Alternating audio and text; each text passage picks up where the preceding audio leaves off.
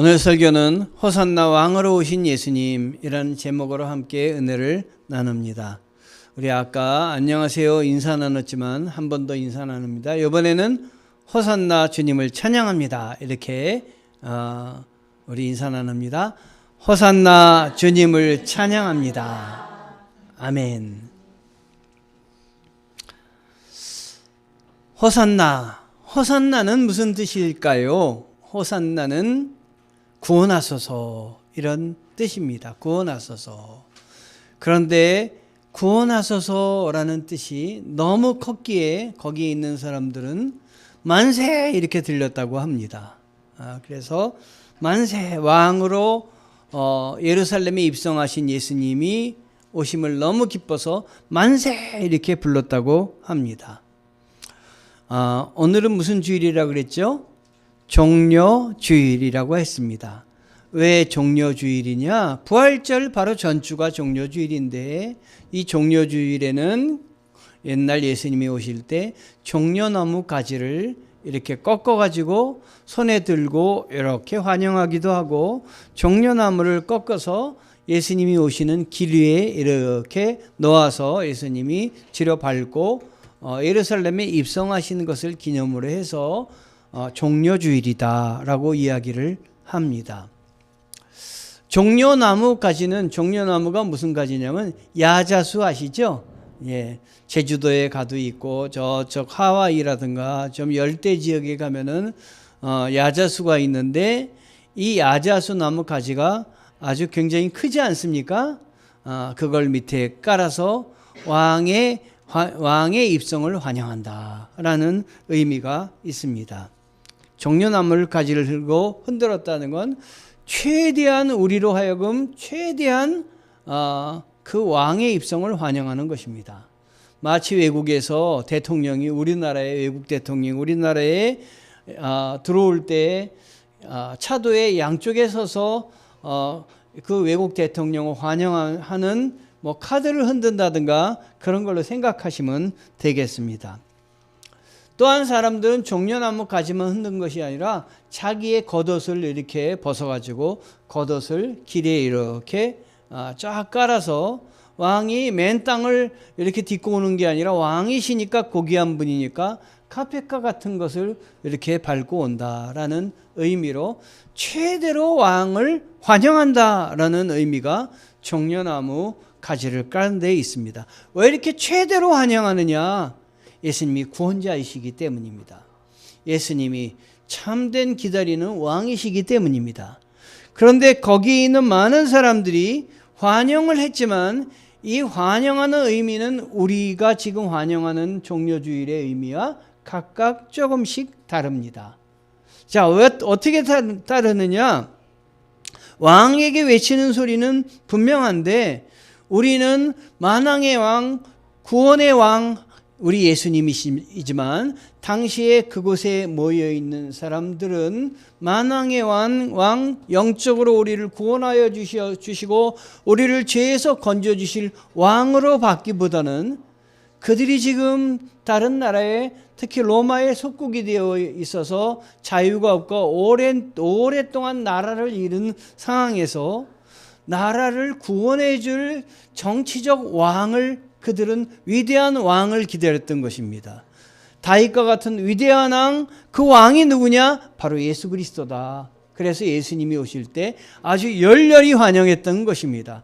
그러니까 우리가 지금 그 종려나무 가지를 우리가 마음속에 흔들고 예수님은 만왕의 왕, 나를 구원해 주신 왕, 세상의 왕, 영적인 왕이십니다 라고 받아들이고 하는 의미는 조금 차이가 있다라고 생각하시면 되겠습니다.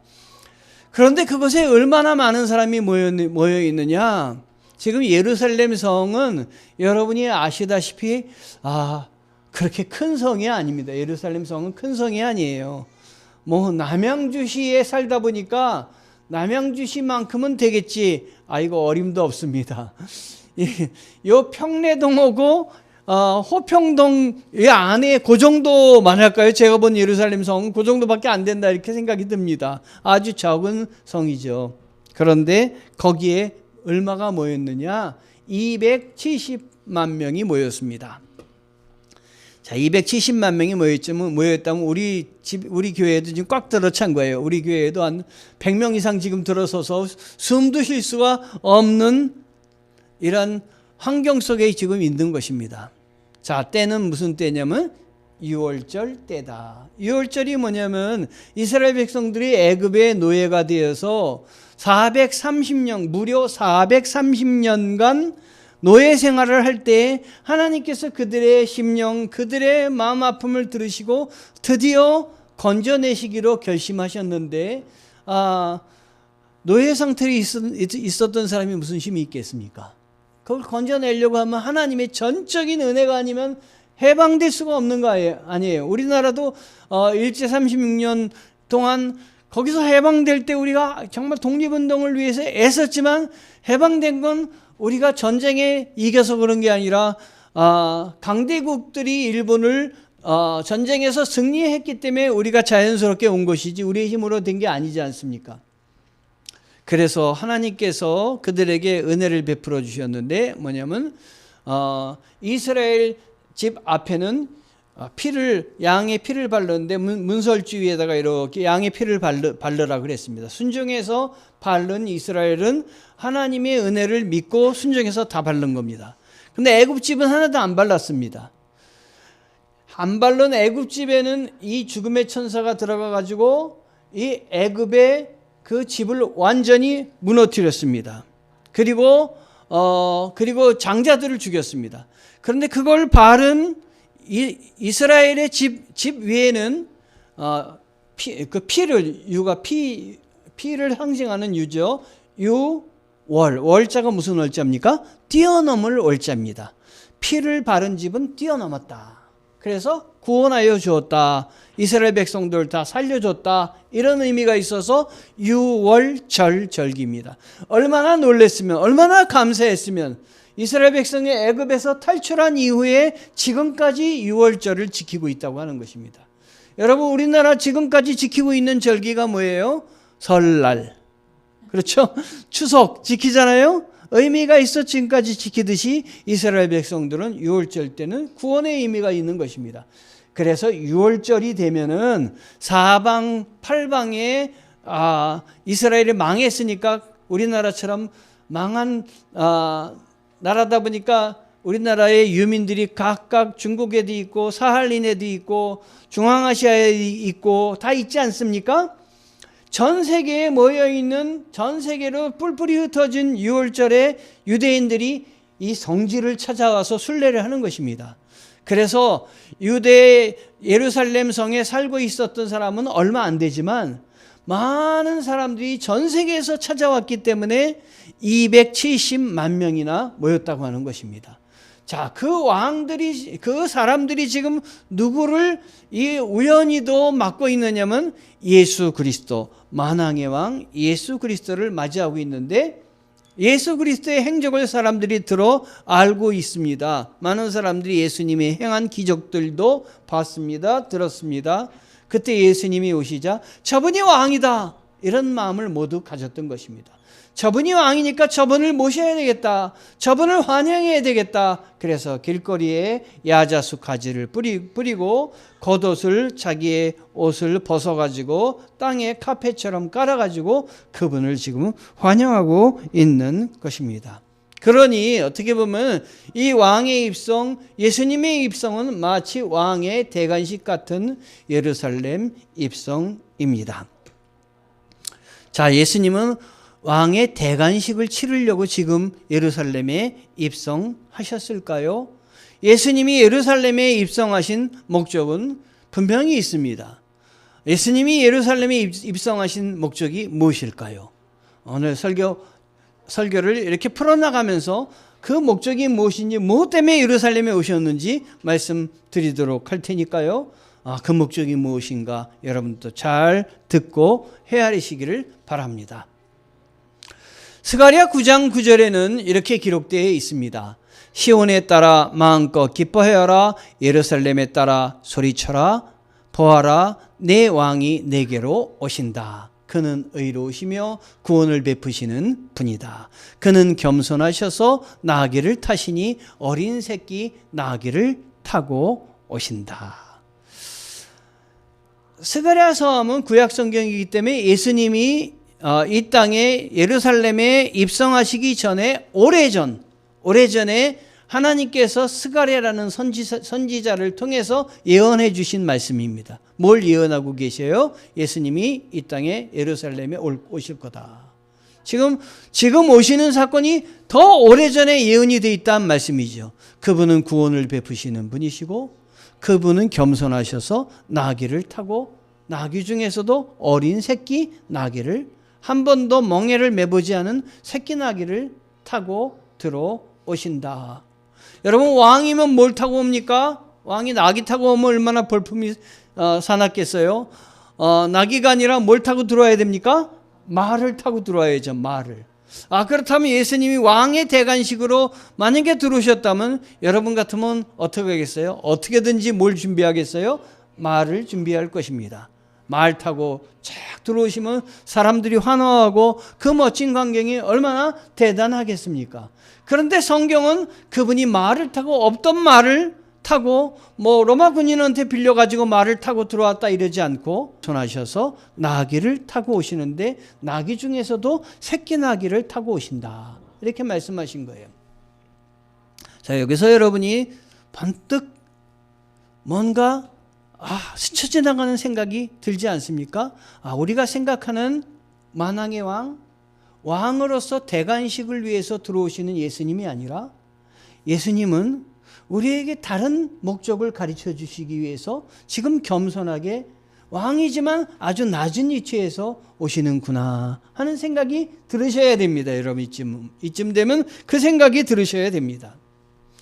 자, 이 예수님이 이렇게 들어오실 때 백성들은 어떤 반응을 보였을까요? 스가랴 선지자의 예언대로 이스라엘 백성들을 예수님의 입성은 감격 그 자체였습니다. 정말 한마음이 되어서 예수님이 뭘 타고 오든지 그건 상관이 없고 능력 있는 예수님, 기적을 행하는 예수님이 예루살렘 입성하신 걸 반겼습니다. 당시 기록에 의하면 일대 소동이 일어났다. 그렇죠. 270만 명이 소리를 질렀으니 얼마나 대단했겠습니까? 호산나 이렇게 외쳤는데 왕이요 환영합니다 라고 외쳤는데 저쪽에서 들릴 때는 뭘로 들리냐면 만세 이렇게 들린 거예요.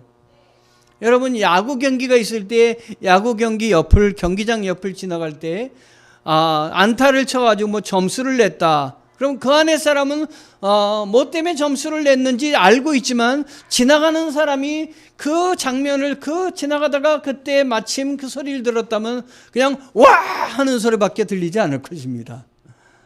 저 안에서 뭐가 일어났구나. 와 지금 대단하다. 만세다. 왕이 나셨나 보다. 이렇게 일대 소동이 일어났다. 마태복음 21장 오늘 본문의 9절을 보면 이렇습니다. 다윗의 자손께 호산나 주의 이름으로 오시는 분께 복이 있도다. 정말 많은 사람들은 자기들의 상황을 구원해 줄 왕으로 예수님을 기억하며 환영을 했던 것입니다. 자, 이렇게 백성들이 환영한 바에 비해서 예수님이 오신 걸 극도로 꺼리고 예수님이 오신 거에 대해서 아주 주저하며 어떻게든 예수님이 오시는 걸 막으려고 했던 그 존재들도 있는데 그 사람들이 누구냐면 권력층들입니다. 당시의 권력층들은 자기가 갖고 있는 권세에 도전할 사람이 아무도 없는데 예수님이 하는 행적을 보니까 놀랐습니다. 막 기적을 일으키고 사람들을 따라다니는데 우리들을 마지못해 따라다니는 거하고는 아주 의미가 다릅니다. 아주 전폭적으로 예수님을 따라가 다니며 환영하며 270만 명이 이렇게 환영하는 걸 보니까 너무나 놀라운 거예요. 그래서 비밀 명령을 내렸습니다. 그 비밀 명령은 무엇이었을까요? 사내들인 공의회라고 이 권력층들이 중요한 국사를 논의하기 위해서 모인 게 사내들인 공의회인데 오늘날의 국회다. 국회보다 더 힘이 있는 거다라고 말하면 될 것 같아요. 이 사람들이 회의를 열렸는데 저는 이렇게 회의라고 여러분에게 얘기 드리지만 사실은 야간의 비밀 회의입니다. 밤중에 몰래 비밀 회의를 한 겁니다. 그리고 그 비밀회의의 결과는 뭡니까? 결정이 내렸는데 예수님을 체포하라라는 결정입니다. 체포하라라고 하는 결정은 무슨 결정입니까? 예수님을 없애자라고, 우리의 목적에 저해가 되는 인물이니 제거하자라고 하는 결정을 내린 것입니다. 자신들을 위협하는 적으로 예수님을 간주했던 것입니다.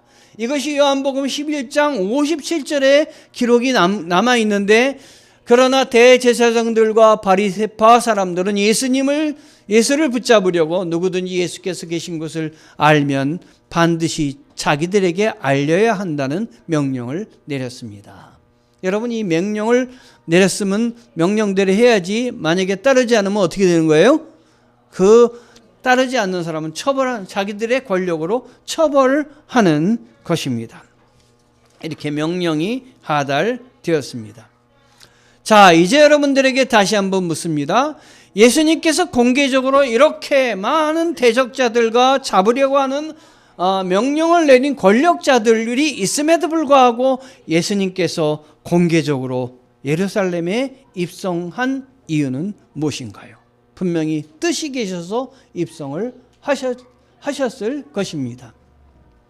하나님의 뜻 때문에 그렇습니다. 하나님의 뜻은 무엇입니까? 그럼 예수님께서 담당하셔야 할 하나님의 뜻인데, 그것은 중요한 두 가지를 담고 있습니다.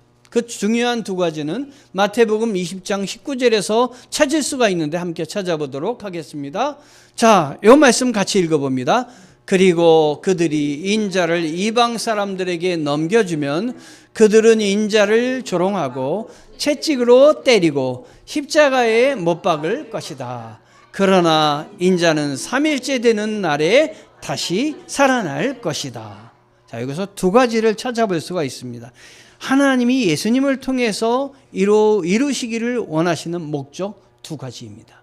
이건 기독교의 핵심입니다. 여러분이 알지 못하지만 우리 기독교에서 제일 중요한 두 가지입니다. 뭘까요? 하나, 둘, 셋. 이겁니다. 십자가에 못 박을 것, 십자가에 달리라라고 하는 것이에요. 한 가지는. 또 하나는 3일 후에 다시 살아날 거다. 하나는 십자가의 고난이고 하나는 부활이십니다. 기독교에 두 수레의 바퀴가 있다면 한쪽 바퀴는 십자가고 한쪽 바퀴는 부활입니다. 그 중에 하나가 펑크가 나도 이 기독교의 수레는 갈 수가 없습니다. 자, 기독교의 핵심이 두 가지다. 자, 하나는 십자가다. 십자가는 왜 중요하냐? 예수님이 우리의 많은 죄가 있지만 그래서 하나님께 나아갈 수 없는데 죄를 안고 살아가는 우리를 불쌍히 여기셔서 죄를 대신 지어주시고 속죄하신 게 십자가입니다. 그러므로 예수 그리스도를 믿으면 내 죄가 아무리 많다 할지라도 나를 사랑하시는 하나님이 나를 붙잡으시고 용서하여 주시어서 성령 주시고 하나님께로 나아갈 수 있게 한다. 예수님이 부활하신 것은 새로운 생명이 있다는 걸 알려주시는 건데, 예수를 믿고 이렇게 회개하고 십자가를 믿고 대속의 의미를 받아들이는 사람에게 예수님이 부활을 주신다, 영생을 주신다 하는 것입니다. 여러분은 죽어서 없어질 그 사람이 아니라 예수님을 믿으면 영원히 살아서 주님 곁에 계실 사람들입니다. 죽음이 끝이라고 생각하는 사람과 영원한 생명이 나의 삶에 이어진다고 생각하는 사람의 모습은 달라집니다.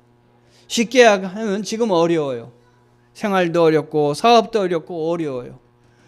이 어려움을 바라보는 사람과 그러면 뭐만 남겠어요? 절망과 낙심만, 좌절만 남겠죠. 아유, 어떡하지? 좌절만, 걱정만 있겠죠. 그러나 저쪽 은행 계좌를 바라보는 사람, 은행의 계좌가 나한테 조금 있으면 와, 이걸 바라보는 사람하고는 내 삶은 틀린 거예요. 내 환경을 바라보고 나에게 있는 어려움을 붙잡고 있는 사람과 우리 주님을 붙잡고 있는 사람은 분명히 다를 것입니다. 여러분, 주님을 붙잡고 살아가는 여러분의 인생이 되기를 바랍니다. 나는 영원히 살 수 있는 영생의 존재다. 이게 얼마나 우리에게 힘이 되겠습니까? 예수님이 그래서 예루살렘에 입성하신 것입니다. 예수님은 구원의 하나님이시고 이 세상에 너희들이 기다리는 왕보다는 너희들에게 생명을 주고 영원한 생명을, 영생을 주는 이 왕이다. 내가 그런 존재다라는 걸 알려주시기 위해서 예루살렘에 입성하신 거예요. 자, 그러면 예루살렘에 이렇게 입성하셨다면 기다리는 게 뭐겠습니까? 십자가입니다. 십자가를 피할 수가 없습니다. 예수님은 그걸 알고, 지금 많은 사람이 환영하지만 그걸 알고 예루살렘에 들어오신 것입니다. 자, 실제로 예루살렘에 이렇게 들어왔지만 들어올 때 270만이라는 사람이 환영을 하고 막 땅이 꺼지도록 환영을 하고 지진이 날 정도로 환영을 했던 그 사람들이 일주일 만에 다 돌아설 줄이 어떻게 했겠습니까? 어떻게 알았겠습니까? 사람들은 이렇게 쉽게 돌아섭니다. 마음을 쉽게 바꿉니다. 그러나 주님은 한번 정하신 마음은 절대로 변하지 않으십니다. 변하지 않으십니다. 이렇게 예루살렘에 입성하셔서 기다리는 것이 십자가입니다. 고난과 죽음이 기다리고 있습니다. 여러분이라면 들어오겠어요? 여러분이라면 안 들어가죠? 누가 나를 기다리는데 나쁜 사람이 나를 기다려. 그럼 거기 가겠습니까? 안 기다려요. 안일청 목사가 교회에 와야 되는데 교회 앞에 나를 붙잡으려고 하는 형사가 있다. 가겠습니까? 도망가요. 안 옵니다. 그런데 예수님은 가셨어요. 왜냐? 예수님이 그 고난을, 십자가를 지셔야만 우리가 새 생명을 얻을 수 있기 때문에 피하지 않으셨던 것입니다. 그게 은혜입니다. 그 은혜에 눈을 떠야 됩니다. 주님이 나를 위해서 피하지 않으셨구나.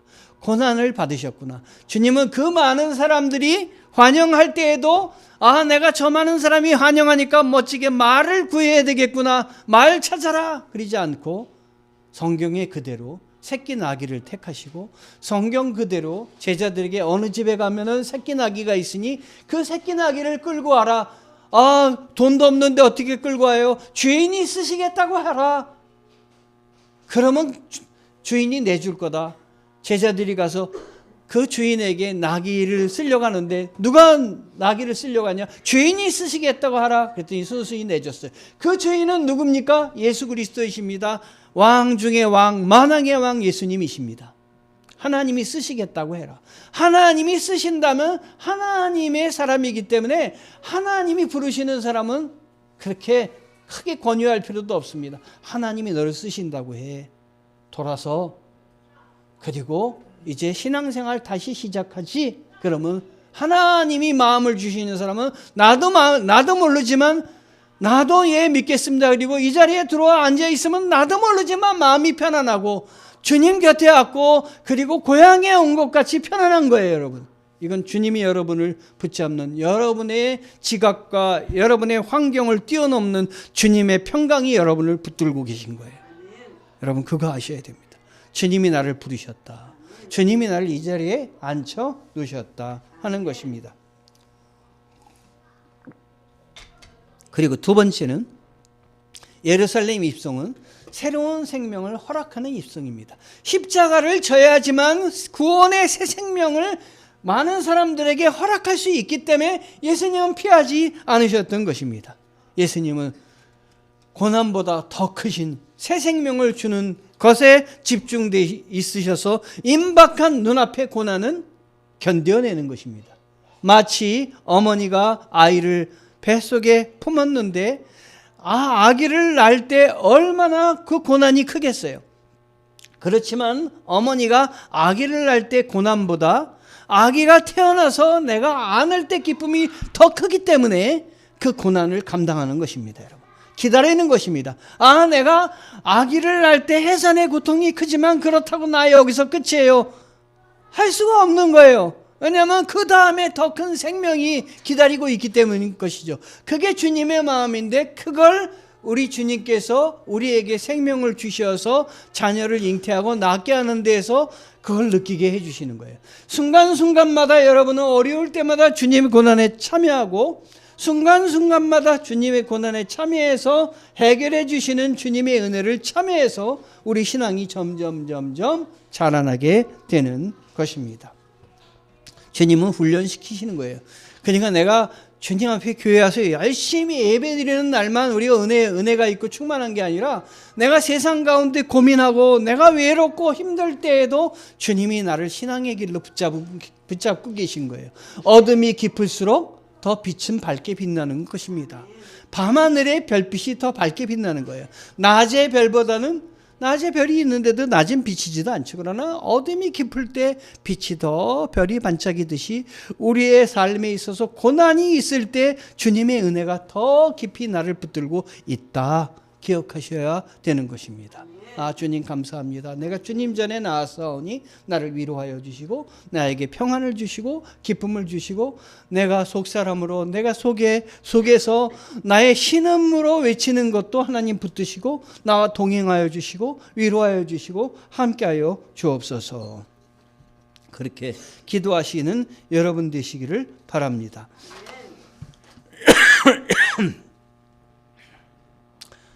하나님의 뜻을 그럼 예수님은 아셨을까? 이런 어리석은 질문을 해봅니다. 예수님은 과연 하나님의 뜻을 알고 이렇게 예루살렘에 입성하시고 나귀 타고 들어오시고 그러셨을까? 이 어리석은 질문을 한 번 더 해봅니다. 아셨을까요? 말해야 잔소리죠. 아셨죠. 이분이 모를 리가 없죠. 그러면 하나님의 뜻을 분명히 아셨는데 언제부터 아셨을까?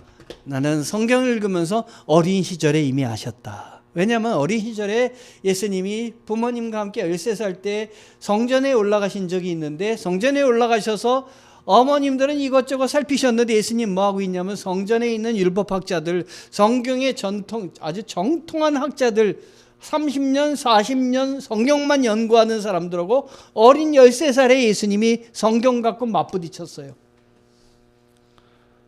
누가 당해내지 못할까요?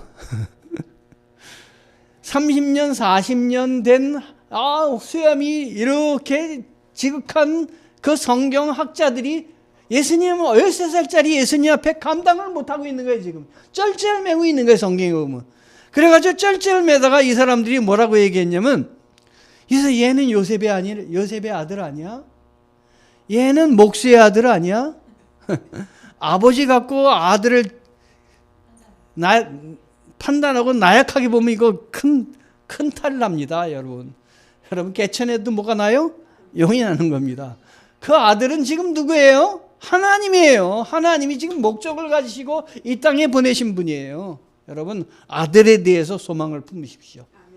나하고 똑같은 나의 자녀가 돼서 속이지 말고 하나님, 내 아들은 내가 걸어온 길, 다른 길을 걷게 도와주시옵소서. 축복 주시옵소서. 그에게 영을 부어주시고 은혜를 부어주시옵소서. 아멘. 그렇게 기도하세요. 그럼 들으세요. 요셉의 아들 아닌가? 이런 무시한 거예요. 그냥 깎아내리려고 애를 쓴 거예요. 그런데 그들은 그 예수 그리스도가 지금 어린 나이지만 그분이 하나님이 인간의 몸을 입고 오셨다는 걸 알면 놀래 자빠졌을 거예요. 그렇죠? 당해낼 수가 없는 거예요. 어디 하나님이 하나님 뜻을 언제 아셨을까? 태어나기 전부터 이미 알고 오신 거예요. 뜻을 갖고 오신 거예요. 그러니 어떻게 대결하며 어떻게 그분께 맞서서 대답을 하겠습니까? 이게 이사야 53장 6절에 나타나 있는데요. 한번 보시면 우리는 다 양 같아서 그릇 행하여 각기 제 길로 갔거늘 여호와께서는 우리 모두의 죄악을 그에게 담당시키셨도다. 그가 누구예요? 예수 그리스도이십니다. 예수 그리스도에게 담당시키신 것입니다. 생명의 삶 2024년 3월 23일 토요일이니까 오늘이 며칠이에요? 2024년 3월 20? 자그만 치 하루 지난 어저께 얘기예요. 어저께 묵상 에세이에 이런 글이 있었어요. 글을 읽고 은혜 받았는데요. 당나라 문장가 이백 아시잖아요. 네? 시를 아주 잘 멋들어지게 쓴 이백이 산에 올라가서 공부를 하다가 공부하는 게 너무 지겨운 거예요. 그래가지고 다 집어치자. 그리고 산에서 내려오는 길이었습니다. 내려오는 길에 바위에다가 도끼를 갈고 있는 노인을 만나게 된 거예요. 여러분, 바위라고 하면은 저는 숫돌이라고도 생각을 해봤습니다. 숫돌에다 지금 도끼를 갈고 있다. 그럼 도끼의 날이 무디니까 도끼의 날을 단련시켜서 뭐 하려고 하는 겁니까? 장작을 패거나 나무를 팰 때 더 쉽게 패려고 그러겠죠. 그래서 이백이 물어봤습니다. 노인장, 왜 바위에 도끼를 갈고 계십니까? 그랬더니 노인이 뭐라 그랬을까요? 노인의 말이 참 대단해요. 내가 지금 이 바위 위에 도끼를 갈고 있는 것은 이 도끼를 갈고 갈아서 바늘을 만들려고 하네. 도끼가 이만한데 바늘을 만들려고 지금 갈고 있다는 거예요. 이게 어제 생명의 삶 말씀에 있는 거. 어제 거 본 분들은 고개를 끄덕하는데 안 본 분들은 보세요. 매일매일 읽으세요. 그렇게 나온 거예요. 이백이 또 보통 사람이 아니니까 이 말을 듣고 번뜩이는 지나가는 지혜를 붙든 거예요. 야, 그래, 그렇구나. 그리고 이 노인이 뭐라고 얘기를 하냐면, 게으르거나 중도에 포기하지 않는다면 반드시 할 수 있지. 너 하는 거 계속한다면 할 수 있는 거야. 그래서 이백이 내려가던 길을 거꾸로 다시 어떻게 할까요? 산으로 다시 올라가서 학문에 정진해가지고 이백이 되었다. 우리가 살다가 포기할 일이 얼마나 많습니까? 외로울 일이 얼마나 많아요. 하다가 멈추고 싶을 때가 얼마나 많습니까? 그런데 그때 바위에 도끼를 갈던 노인처럼 주님을 바라보시기 바랍니다. 주님 바라보면 답이 주님에게 오는 거예요. 주님이 답을 주시는 것입니다. 나는 할 수 없지만 주님은 나의 능력 되신 주님만 의지합니다. 이런 고백으로 여러분의 삶을 놓고 기도하세요. 여러분, 나귀 타고 입성하신 예수님이십니다. 예수님 뭘 타고 입성하셨어요? 나귀 타고 입성하셨습니다. 그런데요, 이 나귀 타고 입성하신 것에 대해서 마태복음 오늘 본문에도 있죠. 시온의 딸에게 말하라, 보라, 너희 왕이 너에게 오신다. 그분은 겸손하셔서 나귀를 타셨으니 어린 나귀 곧 멍에 매는 짐승의 새끼다. 옆에 이사야서 62장 11절이고 스가랴 9장 9절에도 이미 예언이 되어 있다고 하는데, 보아라, 여호와께서 땅끝까지 들리도록 선포하였다. 딸 시온에게 전하여라. 보아라, 내 구원자가 오신다. 상급으로 따내신 백성을 데리고 오신다. 보답으로 받으신 백성들을 앞세우고 오신다. 지금 우리들 다 앞세우고 오셨잖아요. 시온에 따라 마음껏 기뻐하여라. 예루살렘에 따라 소리쳐라. 보아라, 내 왕이 내게로 오신다. 그는 의로우시며 구원을 베푸시는 분이다. 그는 겸손하셔서 나귀를 타시니 어린 새끼 나귀를 타고 오신다. 묵묵히 하나님께서 맡겨주신 것을 피하지 않고 걸어서 감당하신 예수님이십니다. 인간의 몸을 입고 오셨기 때문에 피하고도 싶으셨어요. 나는 이 잔을 마시기를 원치 않습니다. 겟세마네에서 기도하셨어요. 예수님은 완전한 인간으로 오셨기 때문에 하나님과 유리된 나뉘어진 그 하나님에게 버림받은 그 마음도 당하셨어요. 그런데 기도하셨어요. 그리고 답을 얻으셨어요. 그 답이 뭐냐면 내 뜻대로 하지 마옵시고 아버지의 뜻대로 하옵소서. 결단하시며 묵묵히 십자가의 길을 걸어가신 분이십니다. 그리고 이렇게 얘기하셨어요.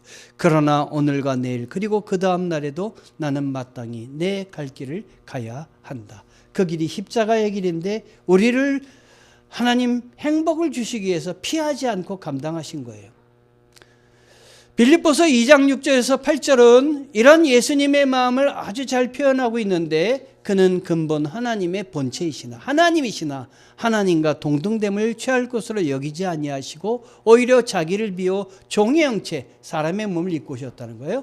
사람과 같이 되셨고 사람의 모양으로 나타나 요셉에게서 태어나고 마리아에게서 태어나 자기를 낮추시고 말을 타지 않으시고 나귀를 타고 오시기까지, 죽기까지 하나님의 뜻에 복종하셨으니 곧 십자가에 죽으심이라. 하나님은 포기하지 않으십니다. 끝까지 포기하지 않으시는 하나님이십니다. 내가 목마르다. 그렇지만 내가 다 이루었다. 하나님이 함께 하심으로 우리도 포기하지 말아야 되겠습니다. 요한복음 3장 16절을 하나님이 세상을 이처럼 사랑하사 독생자를 주셨으니 누구든지 이를 믿으면 멸망하지 않고 영생을 얻게 하려 하시니라. 오늘 말씀 중에 우리가 그냥 스쳐 넘어가고 놓치기 쉬운 내용이 있습니다. 그들은 나귀와 나귀 새끼를 끌고 와서 그 등 위에 자기들의 겉옷을 얹었습니다. 그러자 예수께서 그 위에 앉으셨습니다. 성경에 보면 나귀 새끼만 데리고 온 것이 아니라 나귀 어미도 데리고 왔습니다. 그런데 앉은 것은 나귀 어미에 앉지 않고 한 번도 사용해 보지 않은 나귀 새끼를 위에 앉으셨습니다. 나귀 새끼만 쓸 것이지 나귀 어미는 왜 데리고 왔을까요? 여러분 그런 생각 해봤어요? 나귀 어미는 여러분 생각에도 없을지 몰라요. 나귀 새끼만 쓰임받았다고 나귀 어미는 거기 없었다고 생각될 수도 있습니다. 그런데 예수님은 나귀 새끼만 데리고 온 것이 아니라 나귀 어미도 끌고 오게 하셨습니다. 왜냐? 나귀 새끼가 얼마나 예수님을 처음 사람을 자기 등 위에 접었는데 얼마나 힘들었을까요? 어미 없이 혼자 가려면 얼마나 힘들었을까요? 어미 없이 혼자 가야 되는 나귀 새끼에게 어미를 같이 끌고 왔다면 나귀 새끼는 옆에 있는 어미를 바라보며 천천히 감당하며 갈 수 있을 것입니다.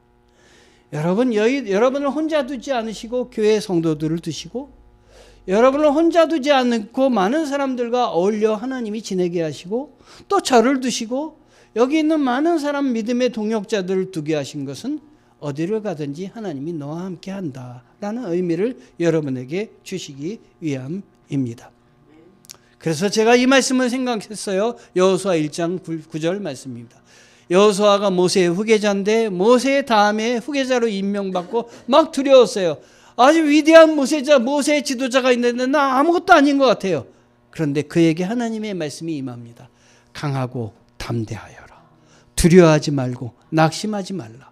내가 어디를 가든지 여호와 네 하나님이 너와 함께 할 것이다. 너 앞날에 너희에게 임할 일들 두려워하지 마. 내가 너와 함께 할 거야. 내가 너를 지킬 거야. 우리가 이런 전도대회도 했는데요. 전도대회도 했는데 하나님이 우리 도와주시는 거예요. 하나님 붙잡고 승리하시는 열심히 여러분 생활 가운데 주님 찬양하는 여러분 되시길 주님의 이름으로 축원합니다. 기도하시겠습니다. 하나님 감사합니다. 은혜 주시니 감사합니다. 내일부터 고난주간인데 하나님 우리가 고난주간에 주님 전에 나와서 열심히 기도하며 예배하며 나의 속마음을 주님께 아뢰며 주님 붙잡고 모든 일들 다시 시작하게 도와주옵소서.